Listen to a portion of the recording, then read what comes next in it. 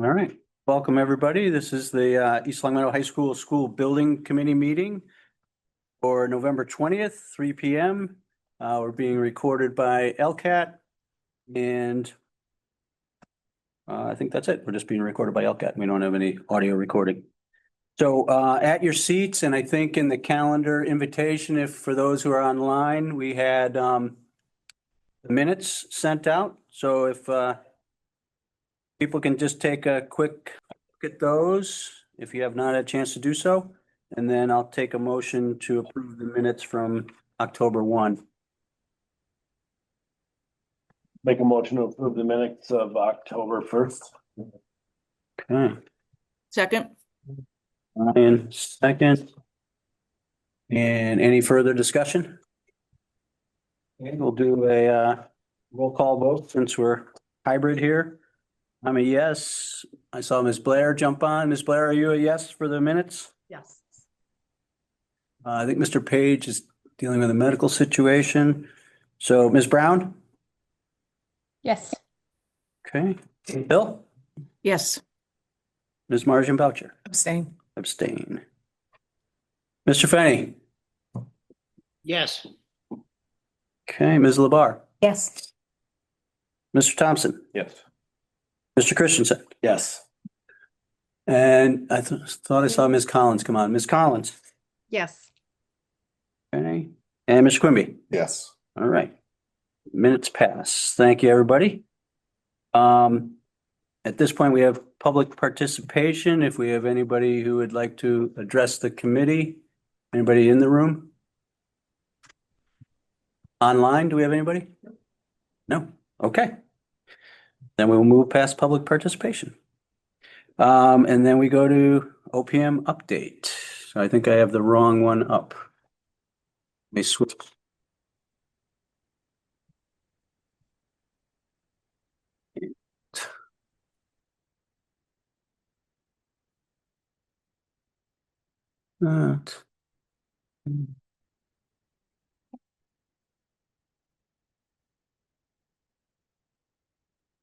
Yeah, not for everybody. Yeah, right. Okay, Gordon, you're welcome. All right, guys, so just a quick budget update. The top line there you see there, 74,521,980. So that's what's been invoiced in total on the project so far.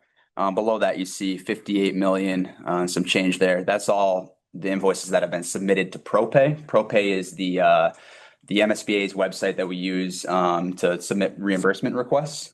So the reason that we aren't up to the 74 million yet is because, like I said in the last meeting, that stuff we need to wait to be paid by the town. We get all the warrant information from Pam and Laura, and then we submit. So it's kind of, we're working several months in the past, kind of, although we are on top of it as much as we can be. So there are several larger payment requisitions for Fontaine that have not been submitted yet. But of the 58 million that's been submitted, you can see 33,877,258 has been reimbursed. If you're doing the math, I think it's around 58% the reimbursement on what has been submitted versus what they paid out. And again, I think the last time I reported, we were closer to that 61%, which is your guys' reimbursement rate. And I mentioned that it was going to start to taper off at year end, spring kind of. So we start to reach some of those caps and it's actualized. If there are questions, we can certainly go into that, but it all ties back to your funding agreement with MSBA.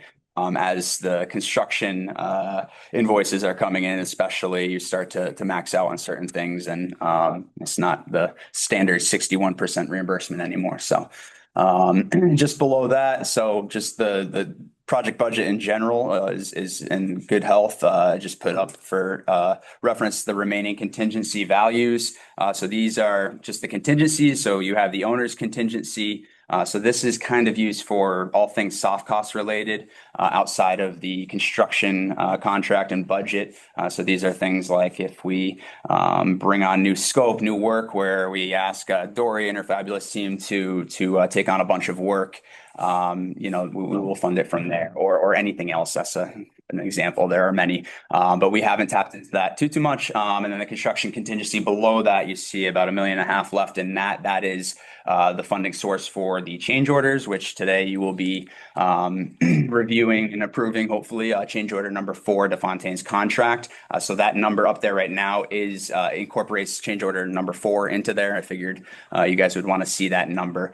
So still in good shape there. And then within Fontaine's GMP contract, they also have a contingency for dealing with things that are kind of, you know, just kind of day-to-day things that come up that aren't owner or design directed changes, just kind of things that happen naturally in the course of work, which you can see is in good shape as well. So just that's on the right there, just kind of our dashboard. It's I pulled out the information on the left there that I think is important. But for where we're at in the project right now, I think we're in pretty good shape. So any questions with the budget?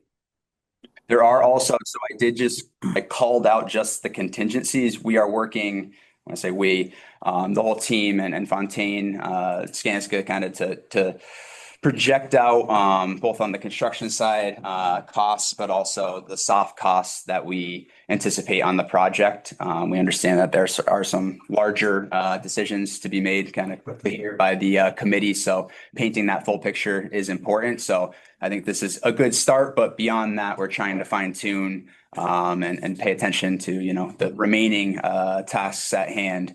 So we think we'll have a clearer picture. We're getting FF&E. We got our bids for a lot of packages in yesterday, but we also have a lot that's being purchased, procured through state contract, MHEC and CPP procurement fund sources. So that is, I think next week we should have a pretty good indication of where the total FF&E is at.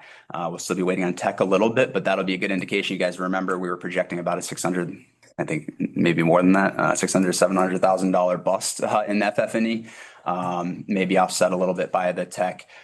We did carry a little bit of a contingency in there. We're hopeful that the bids came in under, but we don't want to project that to you guys right now. We're very close to having that information and don't want to steal the thunder for later, but we are going to propose a meeting maybe before the holidays just to sit down. I think that'd be a good time to go through kind of full, we'll have the full FF&E and tech numbers by then. So I think that would be a good spot to review all of that. So any questions beyond that?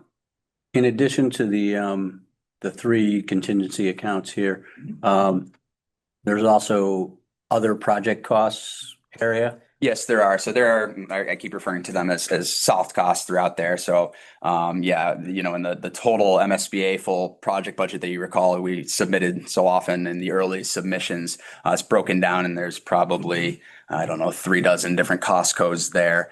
So yeah, there are, you know, even from like earlier on feasibility study phases, there's unspent money there. So that will be part of that full projection. We're obviously paying attention to what's still out there, but there are things that we either estimated or had budgeted early on that we now have the benefit of pulling into contingency. So Okay, so that was my second part of the question. So if there's unspent money in those other budget areas, you can transfer them into. yeah, you guys can use it. I don't want to sound like crazy here, but you can use it however you want. The mechanism for MSBA to true it up is a budget revision request. So what they would do is there's forms and I would prepare that for you folks. Have Tom sign off on it. There might be a couple other signatures, but that just gets that ProPay site to align with what we're trying to do. So for instance, the environmental and site category in the feasibility study portion of the budget, I don't want to say how much was remaining, but we had a good portion remaining there. We could at any point now just pull that money down into the contingency. It effectively becomes the same. So So we'll actually add to the contingency So it's in that regard. in how you look at it. Yeah. If you wanted to, I mean, it's set up this way to deal with specific items, but as you see, there's, you know, what we estimate and then we luck out sometimes. And sometimes we don't. So we're looking through, and Fontaine is as well. Obviously, we don't have a magic crystal ball here, but we're trying to get this as honed in as we can because we think it'll help you guys with your decisions. So Do you know how much contingency net that we've used already? So can't read my blurry numbers. It's actually in the, can you read That chart. Yeah. 854,000, was gonna say, it's in around 800. 854, 873, 20. Okay. Great. Well, that's, no, that's just the change orders. It's actually, yeah, it's in the, if you go to the contingencies, and it actually doesn't say what the remaining is. I can get you those numbers. But I want to say there was, so it was, let's just do it. There was, the owner's contingency started out at, 1,380,000. It's down to 1,181,203. The construction contingency started out at 2,760,000. And now it's down to 1,555,371. So I didn't do the math on the fly there, Greg, but 0.3 million. and I don't want to say we're looking at this all the same, but Fontaine obviously has their GMP. Within their GMP, if you recall, when we were setting all of that up, we have allowances, we have holds, we have their contingency. All of that is strategized and how that is utilizing all of that. And what Fontaine is doing right now is trying to see what is realistically going to be kind of left over. I know it's a really difficult task to do. But we think that's important for knowing what that true value is, because ultimately that, if that's not used, that comes back into the owner's side. So, you know, if you were to get that in 2027, I don't think that would be as useful for the decisions. So, very close to giving you some useful information there, but I think it's, That next meeting or next Yeah. year? I think we can have that for next meeting. It's in terms of really how we're waiting on the FF&E picture, because that was suspected to be a pretty big bust, and we wanted to make sure we were, you know, putting that into there before we show you. Yep. Yeah. So. Okay. And I don't want to sound like Captain Obvious here, but obviously we can just save money on the project by not spending that money that we don't spend, that Yes. we didn't spend. That is accurate. Yeah, you don't need to spend it. It's just, you're very right, Tom. That was it on budget. And then just quickly on the MSBA side of things, we had some movement on the PFA bid amendment. So they sent it through. Wasn't exactly what I wanted to see, Tom. But it wasn't anything major in terms of the issues I pointed out. I can kind of see where they went wrong. Not them. I think it was the form and just kind of a misunderstanding, but should be a simple fix. Have not heard back yet. I will send the MSBA PM a note tomorrow, just see where she's at with things, because it was put under her table. So once we get that back, all correct, I'll obviously sign it, get that back in, and that should be it for a while. Site visits, we just met with them on the 12th. Everything went well. No big questions on their end, right?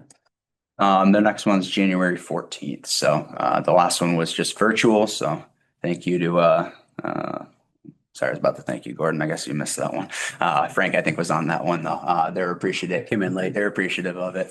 They made it virtual anyway. So I suspect the next one will be in person. I think Peter will be back from his paternity leave. So that's about it on MSBA. There was one more topic. I don't have a slide for it under our section. And I know that Victoria and Alex have coordinated a meeting for tomorrow morning to discuss it at further detail. But we did just want to bring it up. We're coordinating the move services for this school, for all things in this school. So we've been meeting, kind of trying to figure out all the points on that. And we want to know, I think we need to work backwards from the RFP, kind of when, the district offices are moving, which we anticipate being over April break.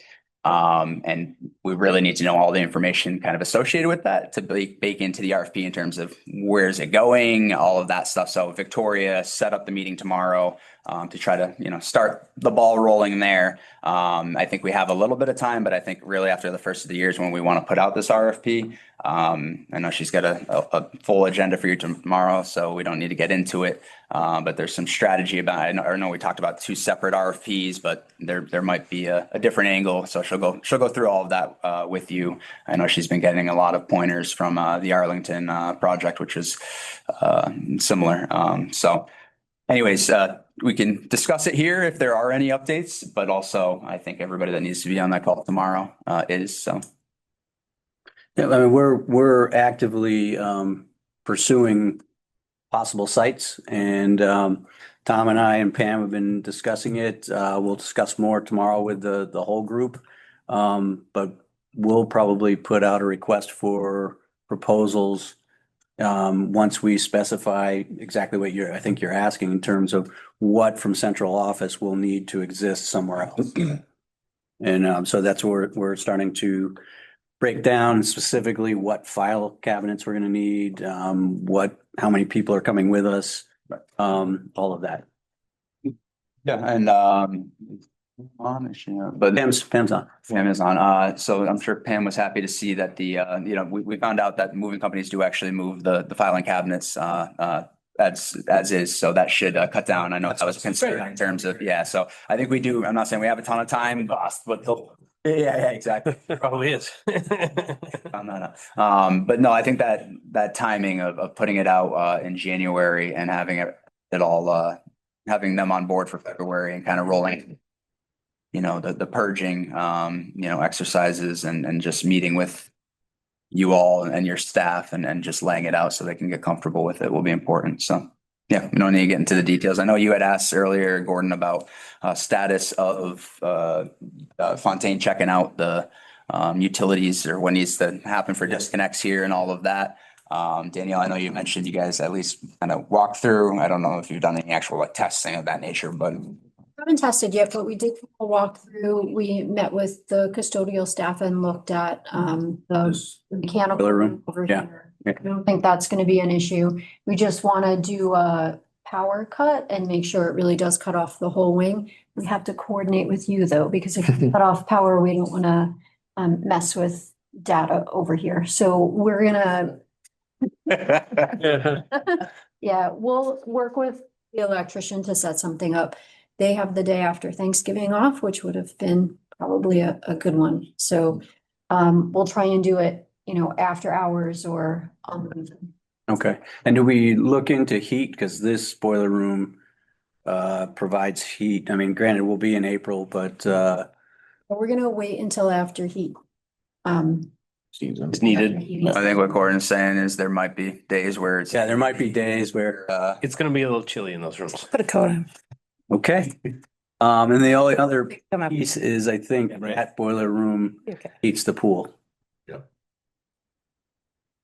Oh, So, I mean, I know the high school swimming will be done. It's just a question of whether we can sort of close down any rec activities.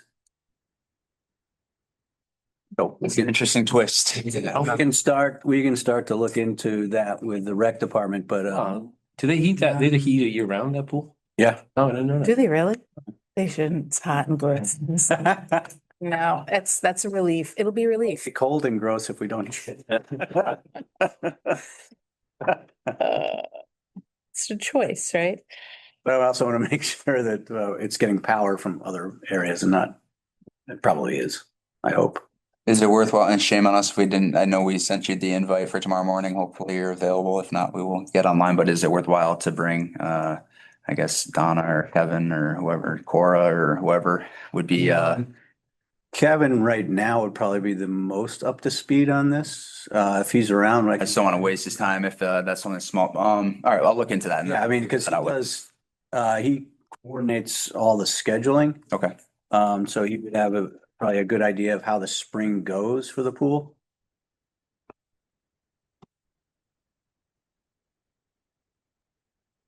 Is there a contingency for swimming if there's no pool? I mean, our swimming for the high school will be done. Yep.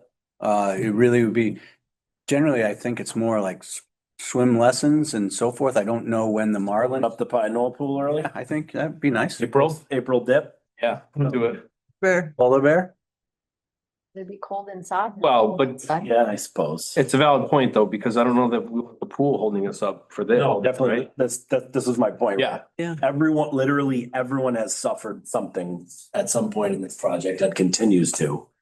And if unfortunately that's the pool too, so be it. Right. Yeah. We can't slow down the project. Might be more, people rent it for like private practice. They haven't been rented in a Haven't. while. It's been so There's fantastic. so many better pools. Comment that.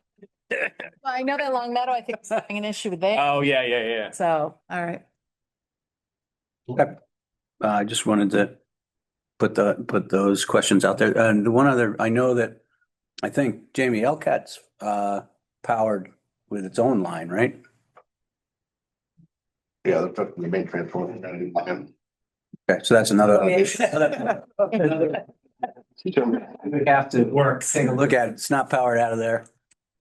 They have their own line, goes directly to the pole, bypasses the pole that the squirrels keep hitting. So they're always powered. And on that inventory meeting, we had briefly talked about the practice field in the back, size wise.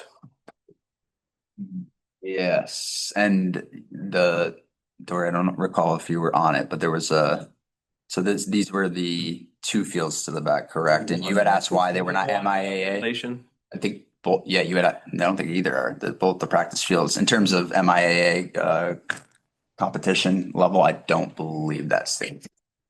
So I didn't, I know it changed, or when I joined the meeting, when Kevin was on there with Eric, there was a reason as to why. And they were pretty dead set into those were only going to be practice fields.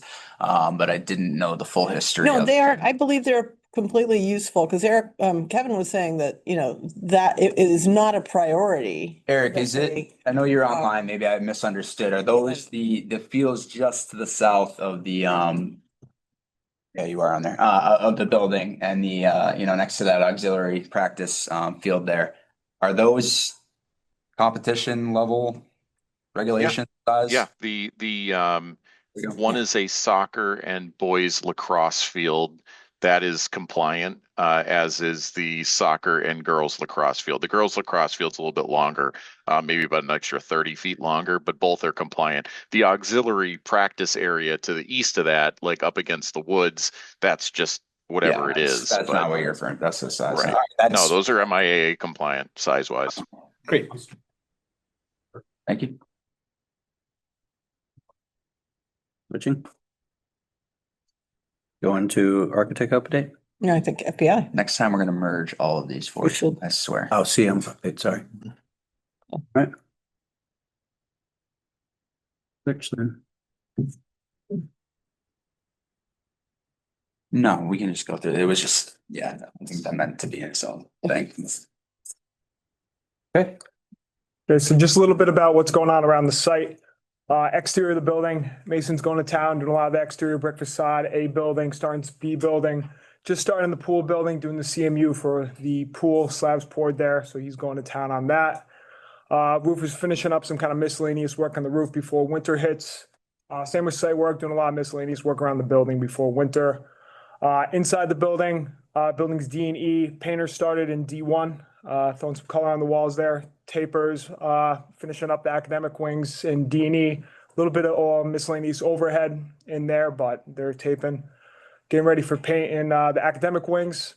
A building got partially signed off for some of the in-wall there, so we're drywalling, insulating. Finishing up a lot of the in-wall rough over in A building to get that signed off, turn that fully over to drywall. Over in the auditorium, getting prepped for the stadium seating, pouring a portion of that tomorrow. Next week, we'll pour a lot of the different portions of that step seating as well. Doing some of the staging, the decking for that, getting that ready to be poured, kind of wrap up a lot of the concrete work for the auditorium. Over in B building, a lot of framing going on there with HCAR, a lot of the high walls around the gymnasium, closing in kind of the building as far as that goes, as far as interior walls. Same with C-spine, that main entryway.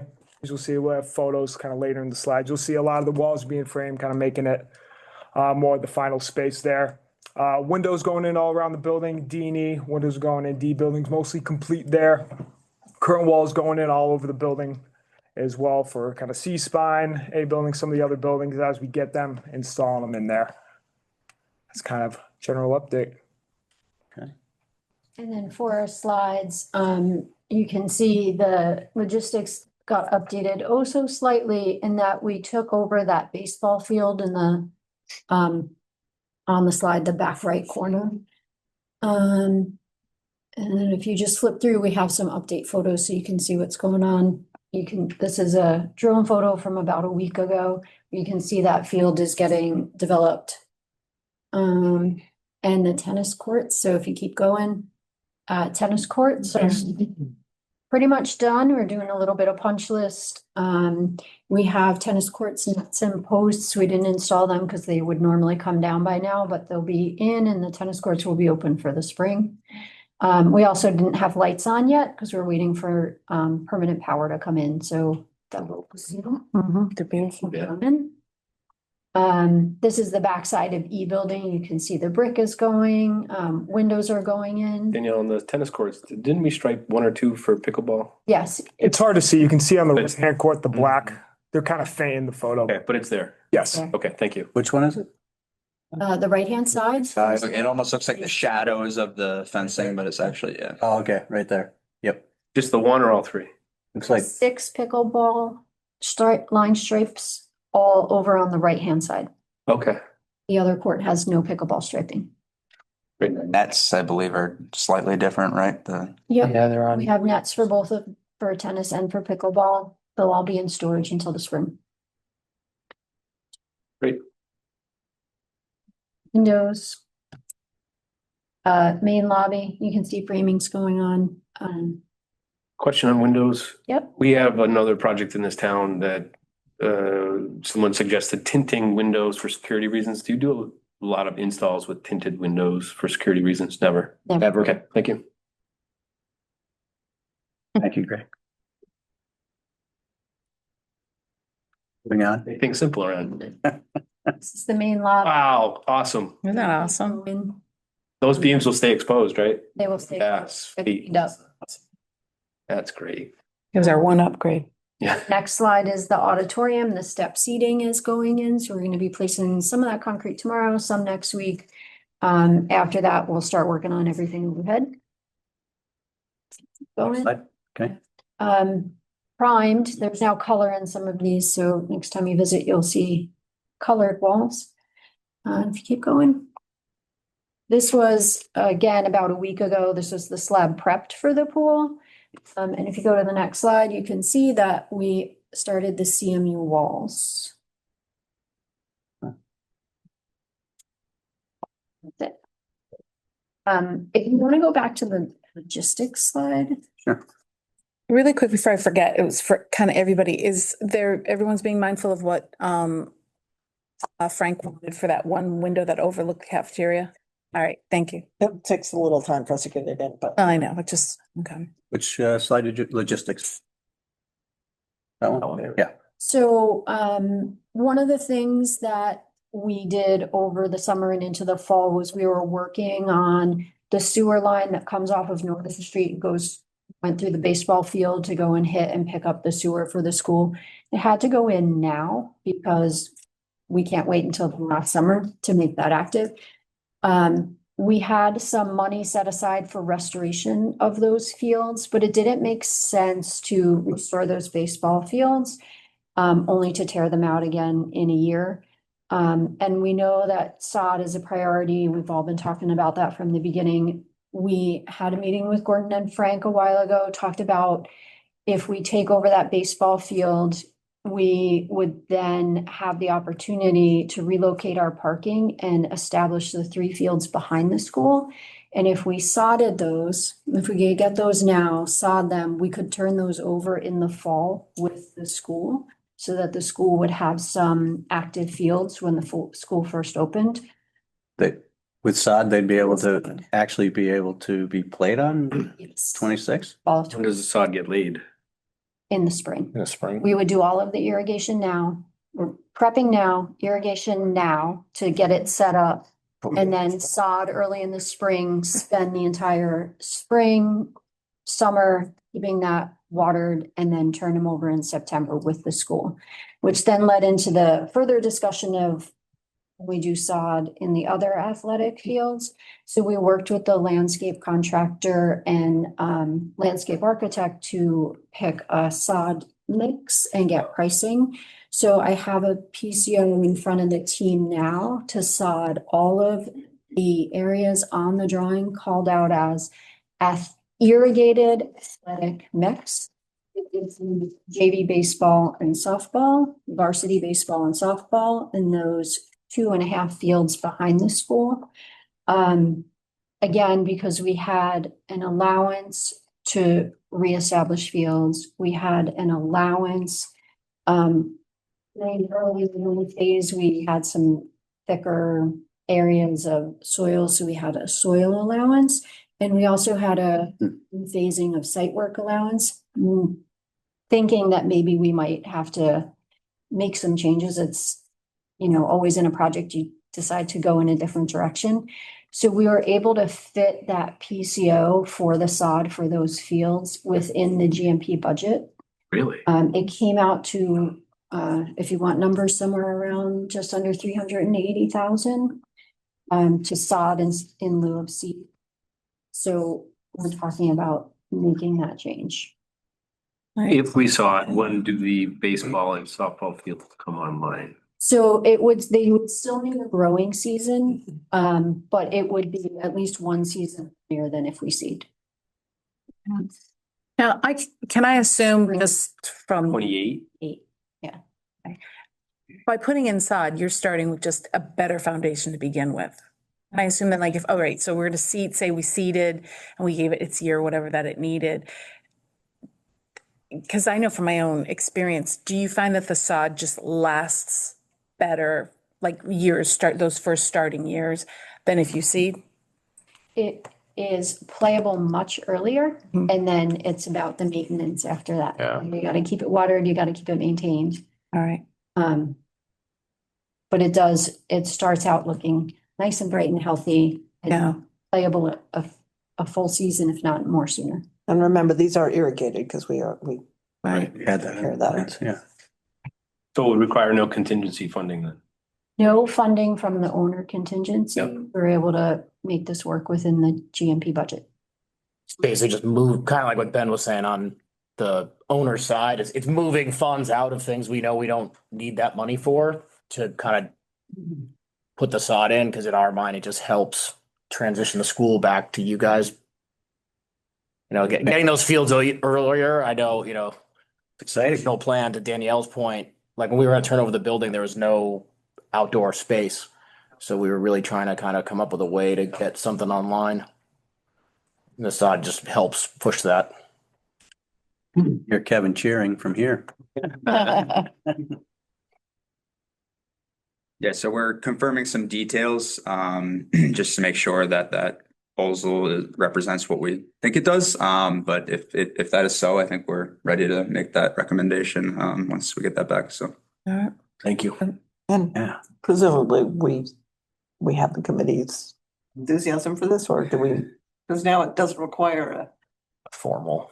yeah. Well, I don't think so, because we're funding it. I think it's separate with the, Change order. it doesn't require a change order. I'll have to look back into the, yeah.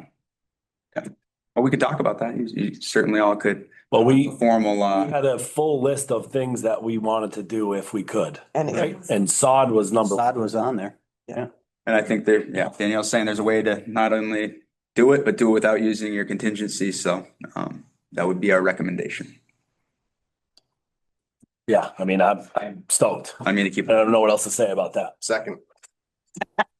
Stoked and seconded. So do you want to vote? Motion, is that what you're thinking, Ben, or? Excuse me? Would you like a vote of this committee to verify? Is that, because I think it's. I think so. I mean, like Danielle said, the 380,000 number we think is pretty good, but we're just confirming the details of, Eric had, he's been reviewing these, each version of the proposal, in full detail and coming up with some good stuff. So we just want to confirm that, the actual, sod that we're getting is what we want. So once we have that, we should be good to go. So yeah, I think you can take a vote on it. And if anything changes drastically from what we expected, we'll let you know, but we're good. And I'm gonna say it again so that it's the irrigated athletic fields. So the front entrance, that's right now a parking lot, a driveway, that's still loam seed. There's some areas between the fields right now, still loam seed. Which will be nice, but it's the actual playing fields, those will all be sod. That's what this represents. And we can talk. I know Steve texted that he had some thoughts on how he wanted it all to be sod. So we can talk about, kind of strategy around that.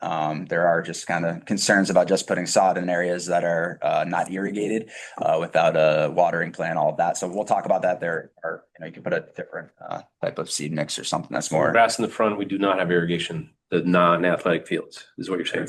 Correct. Yeah. And Greg, some of the areas between like the baseball, the varsity baseball and softball, you can see on the planting plan, like that was intended to be non-irrigated. What I liked about the plan that the landscape contractor came up with is that the limits of sod have defined boundaries, whether it's a walkway or a fence line or skin infield mix or whatever the case may be. It's got a defined boundary, so you won't really have that instance where you had sod and then you had seed and you had that sort of drop off there. You wouldn't have that the way they're proposing this, which I like. Great, that's a great point. I'm glad you brought that up, Eric. Thank you. So should we take a motion to sod the irrigated athletic fields? Anybody like to move on that? Say like pending final like review of costs. Sure, and I think ultimately, I mean, since it's 3-year GMP, if I recall correctly, Steve, the way we set it up was ultimately, I think Steve just blessed those ones. It's a little different than the other change orders, but I would love to vote the full unified front here for sure. But if something does change, and we'll definitely get on the horn with Steve and let you know. So, Pending final review of costs. which we'll have within the next week, hopefully. So, Motion to approve placing sod in the irrigated athletic fields pending final cost review. nailed it. I'll make that motion. Second. Okay. We have a motion and a second. Any further discussion? All right. I see Mr. Crucial has joined us. Mr. Crucial. Absolutely. So that's a yes, right? I think so. I'm a yes. Ms. Blair? Absolutely. Wow. Okay. We're going with absolutely. Sod fans. Ms. Brown? Yes. Ms. Hill? 2 thumbs up. Okay. Ms. Martian Boucher? Yes. Mr. Fanny? Yes. Ms. LeBar? Yes.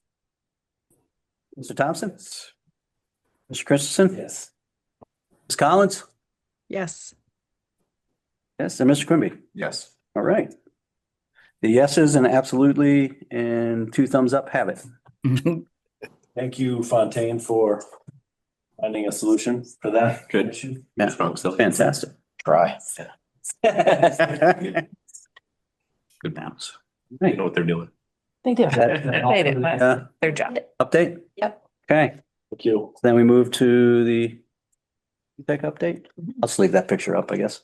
Lovely picture. Yes. So Ben spoke a little bit about the FF&E procurement process, and that's in place right now. I don't know, Ryan, if you'd like to share a little bit on the IT. People keep asking how that's going, but you had some monitors to play with, and how's that going? Yeah, it's staff. So we have 3 brands of interactive flat panels in the library for about a month. We had manufacturers reps from all 3 brands that came in and did their dog and pony show for my staff, as well as some teaching staff that came in and to demonstrate them. I've got feedback from some of the teachers, feedback from my team. I'm waiting on a little bit more data from some of the reps, and then we should have a recommendation for brand by probably not at the end of this week, but maybe next week. So we expect all of that to kind of wrap up in December, and we'll have the costs on all of these things ready to go. On furniture and equipment, same thing. Basically, we've got the procurement process underway, but there's still addenda questions and answers on little tiny things that we're going through. So that's all underway and going well.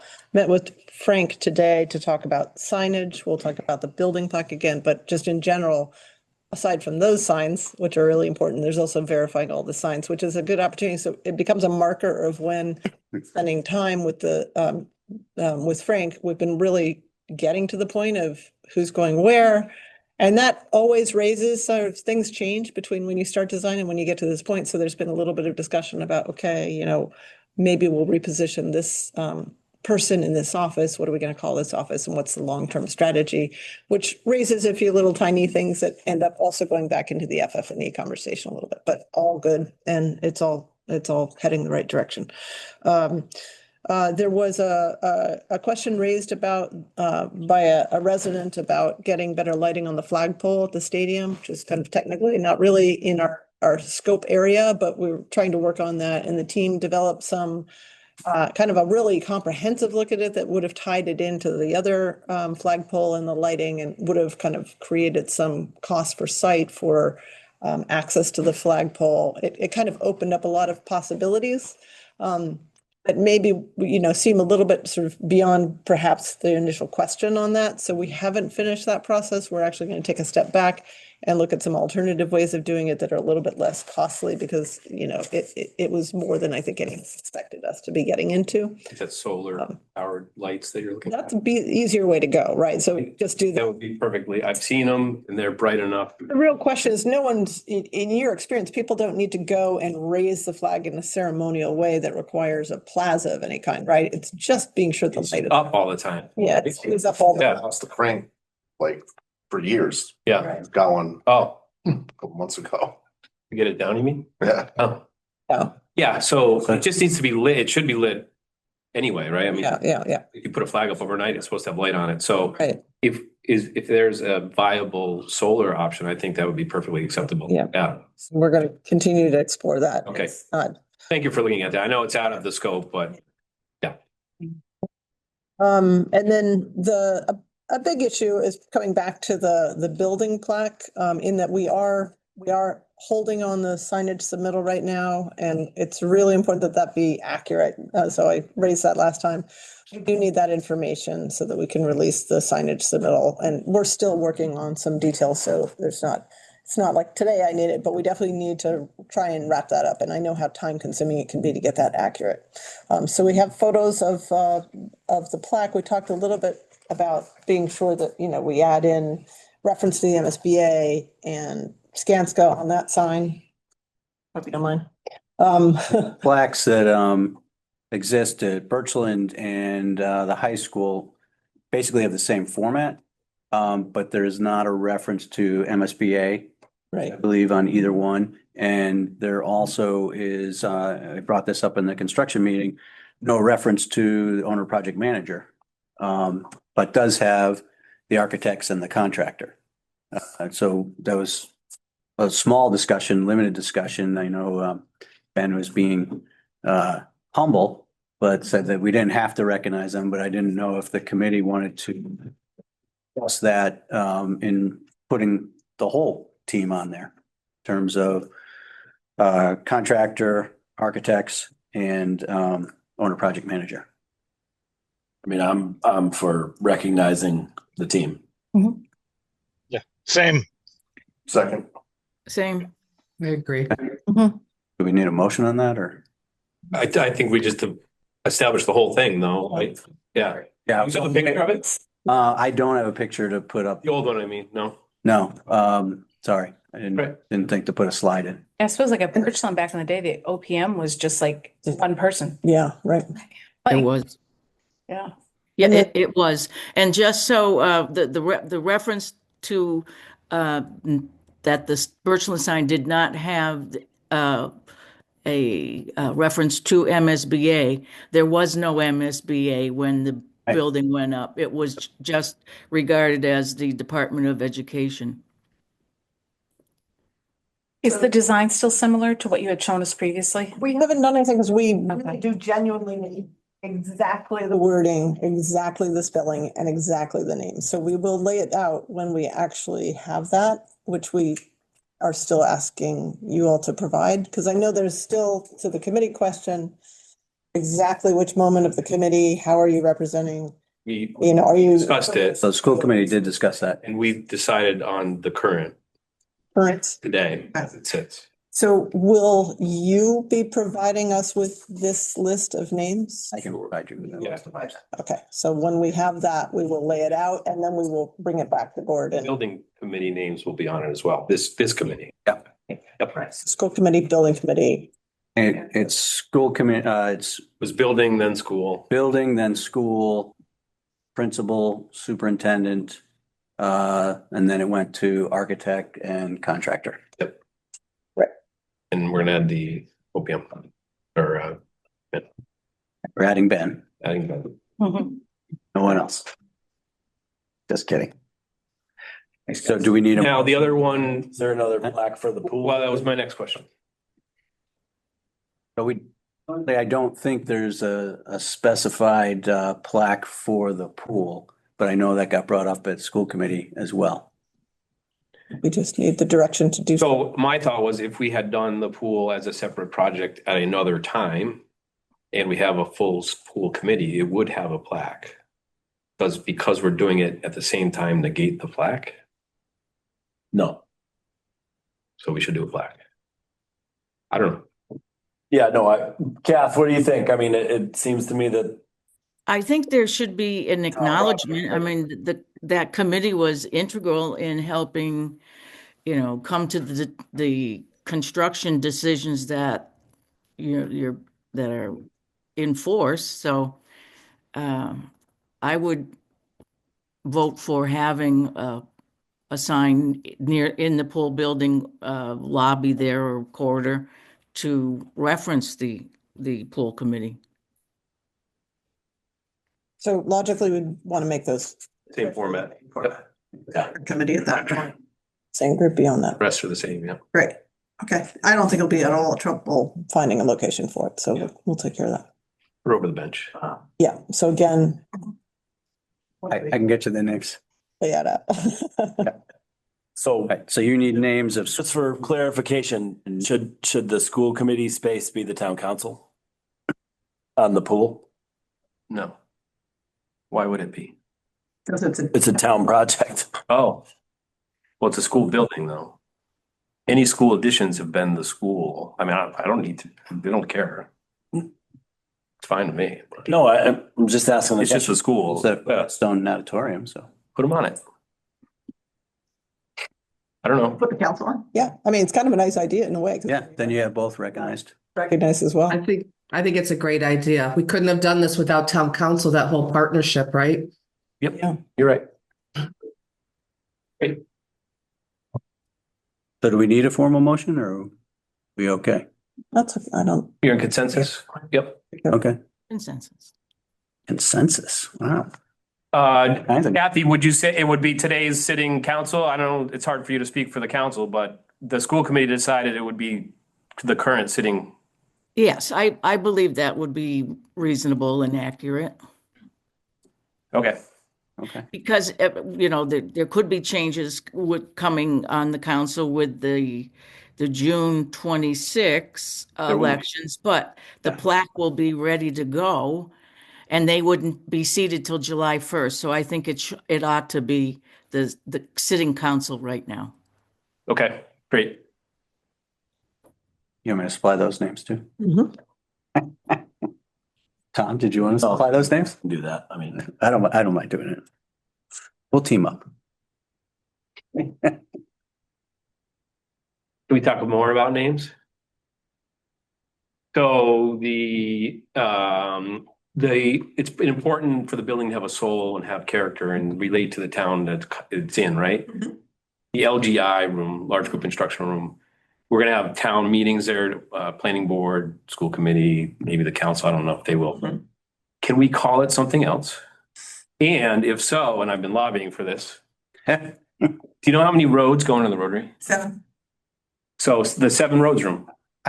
It's like metaphoric, historic. Metaphoric in it. From East Long Meadow. Yep, And I come in. yep. Would it be, because I put down just as a placeholder, community room. Yeah. For the signage in For the interior. Right, but I'm trying to add some soul to the hallway. And I'm fine with it. 7 roads room. Yeah. I mean, Big sign. character wise. Yeah. That's okay. I just want to question for everybody whether or not you could call it the 7 roads room and have the sign say community room. Colloquial language and actual word on the sign don't have to be the same thing, but Why would you not have the same? because if I'm a stranger walking in here, that doesn't, There's a lock to strangers. well, Oh, you're going to the 7 roads room, right? 7 Roads Community Room. There you go. 7 Roads Community Room. But I'm looking to put 7 roads on the door. Not As down the defined. line. Oh, So when you walk in the front door, it's down there on the right, right? I don't know. yeah, And if you know, you know, if you don't, you don't. But if you're going to 7 rooms at East Long Meadow High School, you'll probably find it. I mean, I don't know. But, completely, this is one of those things that like, it is absolutely not my decision what you put on the sign. I did hear that and I think that's great. I just need to get direction from you that that's what you all want. Is it like a character limit in terms of what the? You know, I had already prepped Dory with. Greg's got this crazy idea. No, that's not what I said. Not what I said. Yeah. but you know, if What it's, about the number 7 and roads? It'll be room 7. What's the first floor room? they'll have room numbers, so that would probably, but we can, don't worry about that. Okay. I don't, if the committee wants it to be called the 7 Roads Room, we'll make it happen. We'll make it nice and we won't put it down in tiny font. So we'll size the sign. It's not a lot of acrylic. I'm just trying to add character to the building, and I think that it's way better than the, large LGI room. Yeah, I had the same feeling. So what we were today going through and, I was exactly addressing those issues of like, you don't want to call it that. You want to call it, simplify these. You want fewer names. It's going to be here for 50 years. We're not, putting Danny's office, it'll be an office, you want to be careful to not. Barbie. Feels like Calgary in there sometimes. I There you know. go, right? Adjustability and some of these other things, but these are the good questions. Yeah. But that, again, you just need to direct us. So if that is the committee's decision to call it the 7 Roads Room, let us know. Because Frank, I think, answered all of our questions. Yeah. He wanted this to come from the committee. Yeah. I don't know if I want Think number that- 7 or the word 7. So as long as it's not named after like a human, I know it sounds off, but I don't know. I would I would prefer it written out as Yeah. 7, Yeah, Dory's point about like for me. room numbers might get confusing with the numbers, so work that out, I think. I'll remind you that it's gonna go on every agenda, Yeah. like instead of being conference room, it'll say that. 7. 7 rooms road. 7 roads. No. No, all right, don't be upset. That wants to weigh in, but it's gonna be more of a town, that's like a clerical, like that's. Yeah, so we should write it out, the word 7 is your point, right? Be similar to the, Thank you, James. No, it's a good. Official. like if you look at your agenda, we write out school committee conference room. Yeah, And so we write out 7 roads. Yeah. We write it out. RHODES, just kidding. Yes. Oh, H, right? Yeah. do. And for that, I just need, if you all agree, I don't need you to count the votes, just it I don't know that doesn't we sound all- like any. And I don't, well, again, it's not that I don't agree per se. I just, community room seems fine to me, but. And simple. We have a meeting and someone's looking at it on an agenda, community room versus 7 Roads Room.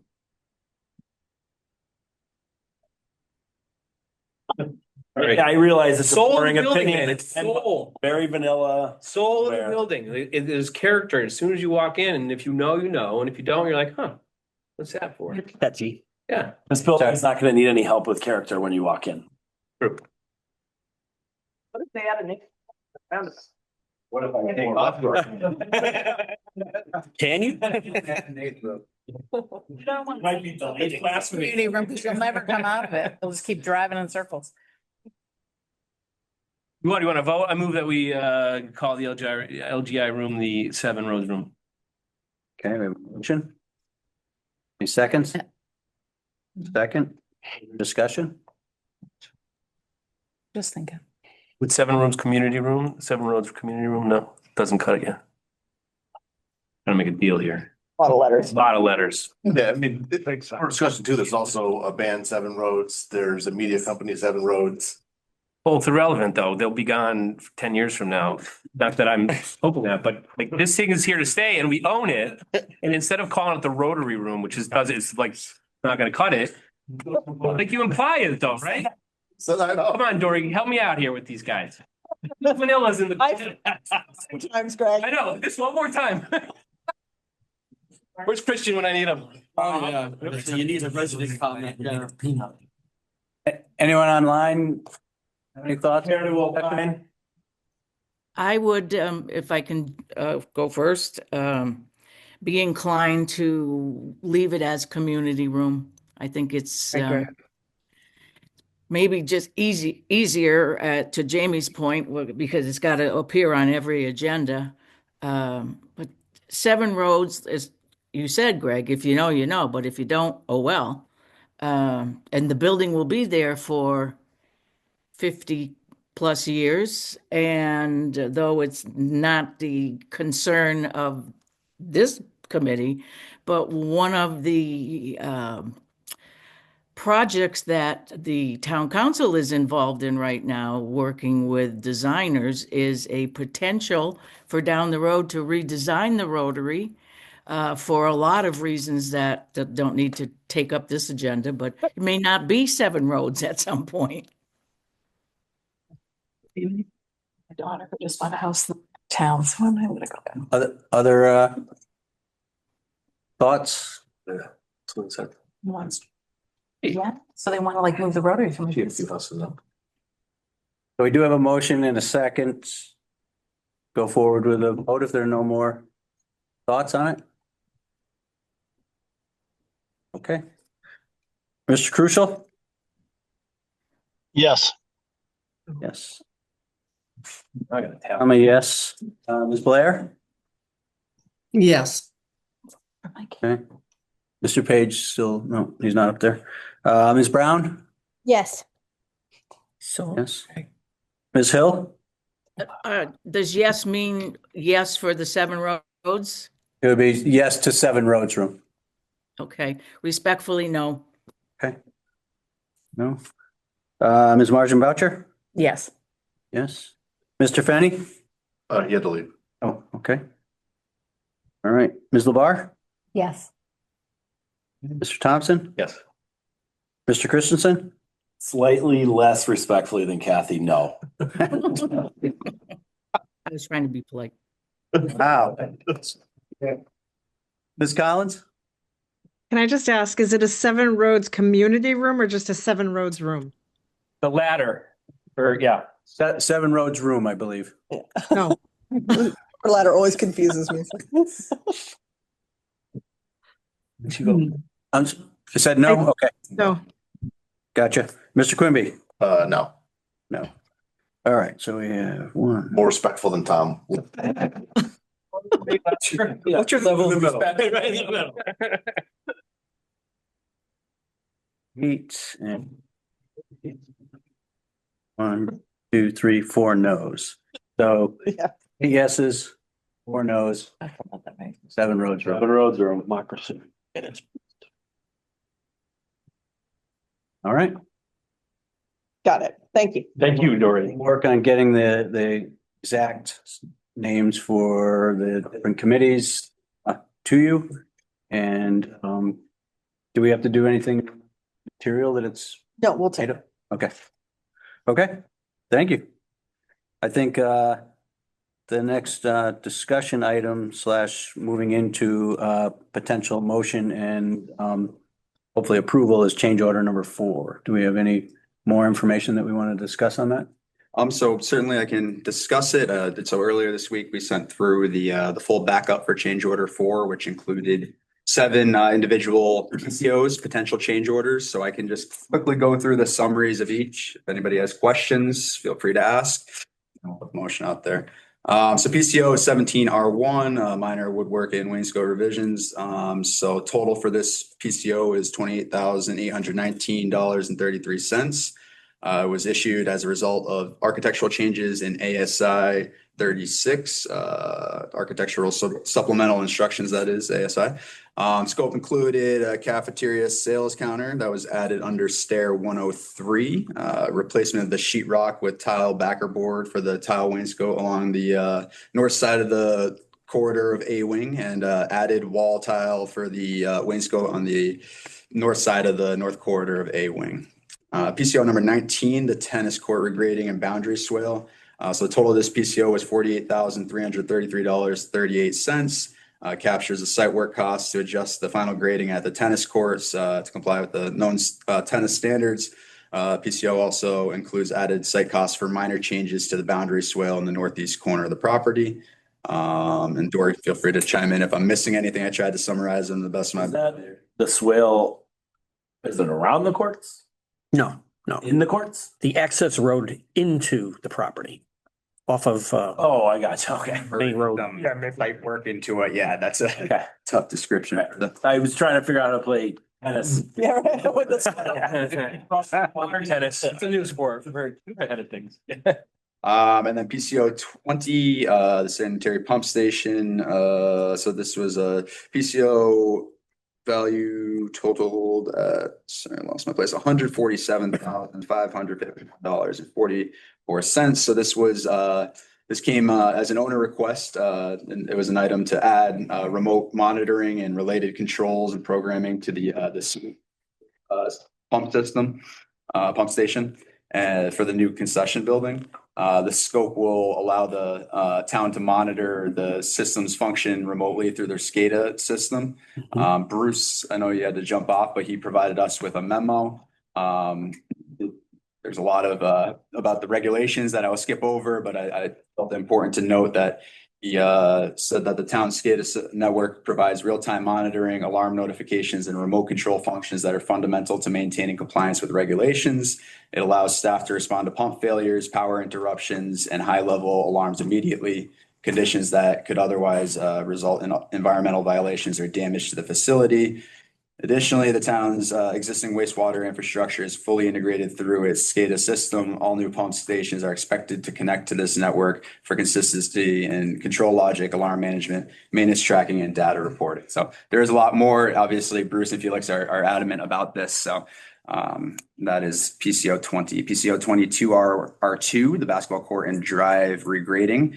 So this is site work costs. Sorry, I didn't give you guys the total. $44,044.17. Site work costs to adjust the final grading at the basketball courts and the adjacent driveway to get to the correct court standards.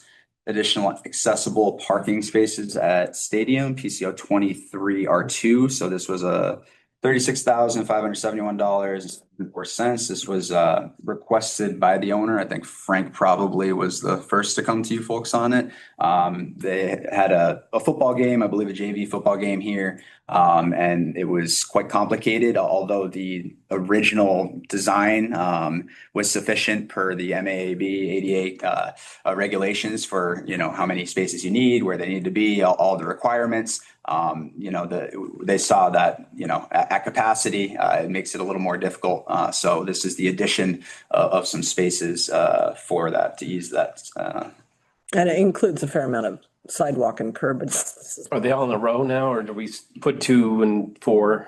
all in a row, They're all in a row. as close to the stadium as we could. Yeah, and while we did have enough throughout the site, it's just that during a game, everybody wants them all. Over there. So now we'll have more. We had Pee Wee football Super Bowl here 2 weekends ago. 2 weekends. They were parked on the grass, way out here. Yeah, it was packed. The place was packed.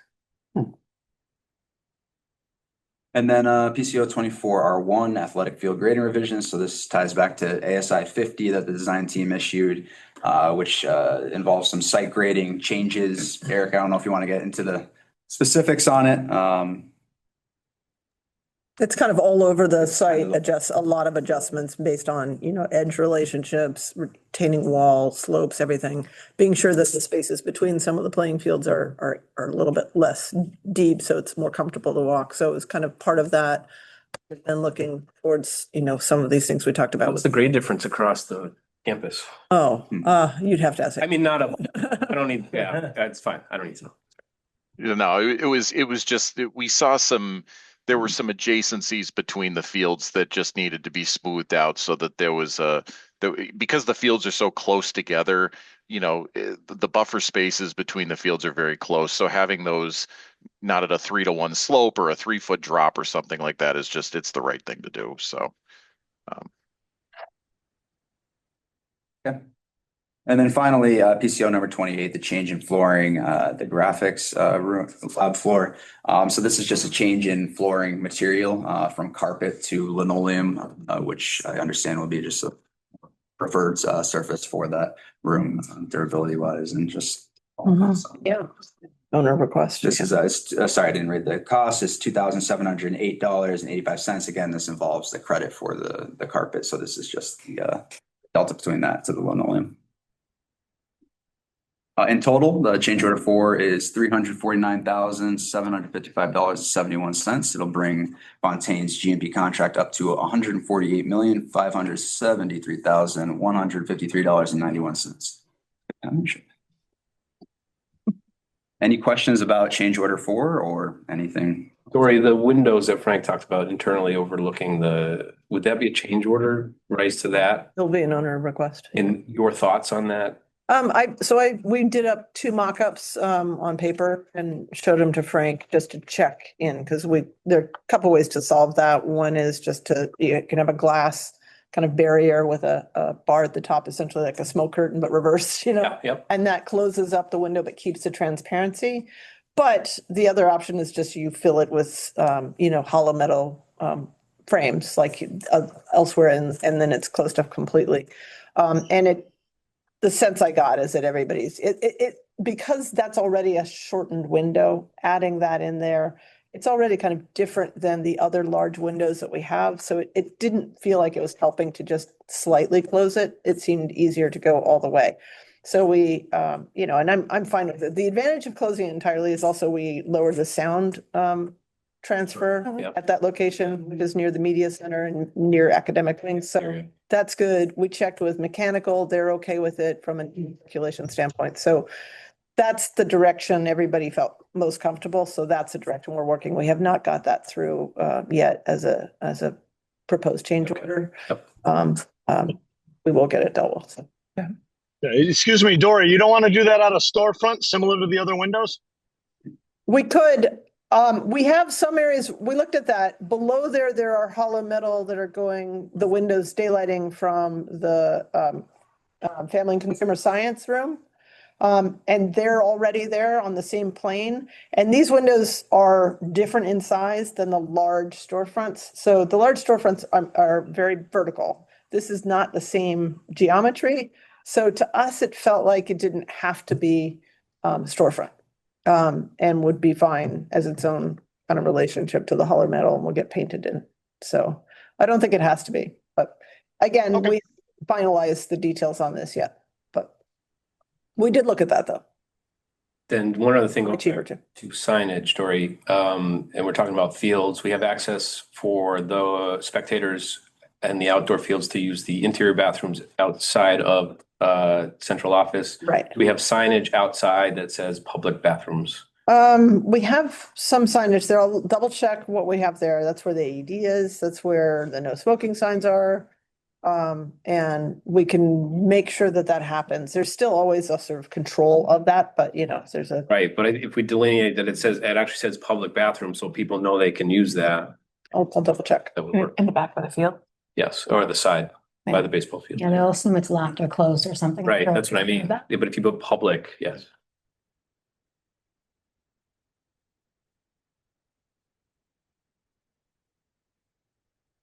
Now that's just for when there's an actual, That'll be up to the school to I think, leave it open. school thing, because otherwise you've got a nightmare. Yeah, we'll have to work on the logistics of that. Okay, other questions before we entertain a motion? Right, so the motion would be to approve change order 4. Anybody? So moved. Right. Okay, thank you. Any further discussion on change order 4? All right. Going through a vote, Mr. Crucial? Yes, please. All right, I'm a yes. Ms. Blair? Yes. Okay. Ms. Brown? Yes. Ms. Hill? Yes. Okay, Ms. Margin Boucher? Yes. All right, and Mr. Fenny left. Ms. Labar? Yes. Okay, Mr. Thompson? Yes. Okay, Mr. Christensen? Yes. All right, Ms. Collins? Yes. Okay, and Mr. Quimby? Yes. Okay, yeses. Change order 4 is approved. Good, thank you. So the only other thing was I was gonna recommend that we have a meeting before everybody cuts loose for the holidays. So I think if we're following the Thursday theme here, that would be December 11th or December 18th. Don't know if anyone has a preference. The 11th is only 3 weeks away. Will we have we'll definitely have a need by then for a change order at least. Yeah. I mean, the intention for this next meeting would be to budget wise, obviously, let you know where the FF&E bids came in and where we're at with all of that, but then if we can pull together another change order. Does 11th give you enough time to do that? A little. 18th might be better, but I know if we're pushing, I don't want to cut it too close. I know that might make it more difficult. We can't refuse to get a quorum. Let's meet until. It's up to you all, is getting that. I can do either. Yeah. I can do either. Anybody online have a preference? I can do either. Same. If you're ready the 11th, then do it. Don't do the 11th. Probably you want to do the 18th, and then if we end up pulling together sooner, we can let the full group know, but that sounds better. I would just book it. I kind of like the Yeah, I 18th think- because of the FF&E. stuff. Right, we'll have a better, yeah, let's go with the 18th. 18th? Done. 18th. Okay, 18th will be the next school building committee meeting. Can I? 3 o'clock? Some new business through the chair real quick? Please. Just something to think about as we work towards budgeting for FY 27. Could we have, it doesn't have to be a full group conversation, but some conversation about what sort of things we should think about budgeting for that we don't currently budget for? Obviously, a lot of our stuff will be kind of just a delta between the old school and the new school, but for instance, irrigation, somebody's gonna have to know how to manage all of that. And I'm just having this feeling that there's going to be a lot of things from the operation of a new high school that we don't have in the budget that we're going to make sure that we carry in the budget. Yeah, I think that's a really smart move to have that conversation. Yeah. Okay. So, and again, it doesn't have to be in the full, and it doesn't have to be right now, certainly. But if we can just start thinking about it, because I mean, draft budgets due April 1, and I know I'm going to wake up tomorrow and it's going to be March 13th. So, yeah. Anyway, thank you. If there's some things that you notice in your projects that people tend to forget about or overlook or omit, if we can start thinking about those kind of things, that would be helpful to solar system to the town. Are you looking to put them in the town budget or to take them out of this budget? Well, if, for instance, the irrigation is going to be with facilities maintenance, well, then yes, the DPW's budget will have to get impacted by whatever that looks like. Software subscriptions, maintenance subscriptions. Say software subscriptions to mind. My guess is the list will be extensive. Yeah. Whether the delta in the budgets is extensive is another matter, but we have to have all of the conversations so we don't, we're going to overlook something, but the less we overlook, the better. Yeah, and I was just going to say, Tom, you're totally right. I was just in a webinar today. I think it was Worcester School. They opened a high school a year ago, and she was, we were talking about budgets and financial reports and things like that. But she was saying how she's, the school opened a year ago, but there's certain things like solar that didn't get hooked up that were supposed to, that still haven't. And so, she's down like $250,000 in like that line item. So, and I will reach out to her for some advice, since it was a high school that they opened, just to get some insight from her. But I think that's a great idea. So that would be helpful. Great. Thank you. yeah, and Tom, you just reminded me in terms of preparing yourself for the turnover owner training. I know you guys sent through a list of everything that is specified for training, and we have that list we're going to send over to you. I was planning on sending to Gordon. Maybe the town would like to see that as well, just in terms of, we'll spell it out what is in there, and we'd like to know who from the town, who from the school department should be at those trainings. Yeah, you can just let us know how to contact and all of that. We'll be a little premature now, but we want to know and be able to do that so we're not calling people on the fly. I'll send that next week to you guys. Cool. Thank you. Thank you. Appreciate it. Pam brought up PV. Are there any updates on that? It's a incredibly painful process of waiting, review. They ask a question, they have Scaring more Tom every information. other week that he's doing something. Yeah, it's just like and it's almost like they ask, I don't get scared anymore, Ben. Come to it. had some conversations with them. There was a good positive step where there was a point at which they were asking if we wanted to join a different program that would allow the town to commit to never putting power into the grid. And if we committed to that, then maybe they could speed the process up. And then they said, oh, never mind, we've done the analysis and you don't even need to be considered for that. So there's signs of progress, right?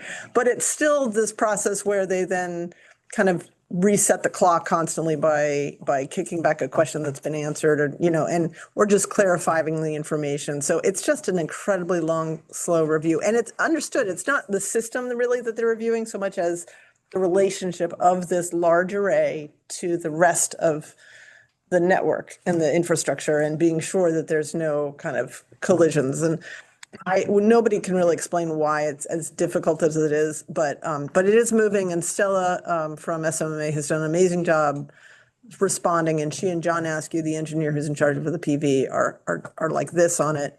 It's just maddening how it kind of scares you all the time, because it seems like their job. I actually talked to our customer service rep at Grid today and sort of brought this up just to say we're gonna have deadlines, and we're just checking on the process and make sure they're not waiting for anything from us and whatever, just sort of nonchalantly. What did they say? Did they give you any? She was gonna check with whoever's in charge of our particular application or solar and get back to me with. Yeah, it is moving. I think we're doing a better job, frankly. I don't know how their jobs go with this, but I know every engineer, hates this process because of how hard it is to get the PV done. But I think we've been really, really on it, and there have been signs that it's gonna happen. So I'm hoping it's not like 2 years down the road. But we hope to get some answers. And I think it'd be great actually to come from the town side to ask that question, because keeping some pressure on. Yeah, just good idea. Permitting through a utility is never fun. Yeah. Can I ask, I do have a question because I'm a little bit fey on this. So who exactly are you reaching out to? Are they the people that would provide us with service too, or Grid? It's like even the original service relationship for electrical service has to go through a design review. So it's weird. Has to go through its own. Okay. And this is a large utility relationship between an array like this. So it goes through a whole separate service, and then there's other teams, and I've been in calls with them. So I know that they're human, and I know that they're working, and I know that there's back and forth, but it's challenging. When is it scheduled to come online? Do we have a? We will not have a date until they We know a year. can say, be done, you're good. Okay. And then we'll start executing those types of. Are we years off? I hope to gosh, no. I can, like, the average I've seen over the last 15 years of putting PV on every building we've built is somewhere from the time you're basically like opening your building, it's usually 9 months to a year. Oh, okay. Before the key to the city is they need to come out and install this bi-directional meter. And to Dory's point, like every step is, once we get the PV panels on the building, now we're going to call them and be like, come out and look at our PV panels. And then they'll come out and see one thing and be like, all right, see you in 3 weeks. So it's just to your point on budgeting, like to assume that like day one, those things are gonna be cranking. Yeah. I would not assume that. No, we won't. Yeah, it's like my best is probably about 8.5 months, and my worst is probably like 1.5 years. So, but Okay. this system's not as large, so that impacts it as well. They're less painful to deal with when you're not pumping. The system I have the most trouble with is when we're putting energy back into the grid, and now everything downstream from it all of a sudden needs to be upgraded and changed, and we're not doing that here. New substation. Yeah. Oh, yeah. They hand you a bill for like $280,000 for work that you can't even define, but that's not happening here. Okay. I would say 9 months to a year, unofficial, just what I see. Okay. Great. Great. Thank you. I'll sort of politely stay on that too. Yeah. Until you tell me not to be polite. No, I think it's good. Yeah. I don't get to do not polite very often. Except when you vote against room names. But you don't know my All fair. level of respect. It's all fair. Then that's a Kathy. It's all fair. It's still, there's still there. Okay, any other new business? No, but thank you. Okay, Make a motion to adjourn then. there we go. All right. Very good. Mr. Crucial. Yes, please. I'm a yes. Ms. Blair? Yes. Ms. Brown? Yes. Okay, Ms. Hill? Yes. Ms. Martin Boucher? yes? Penny's gone. Ms. LeBar? Yes. Ms. Thompson, Yes. Christensen? Yes. Ms. Collins Yes. and Mr. Quimby. Yes. Okay. Thank you. Have a good meeting. All right, start building change order 5.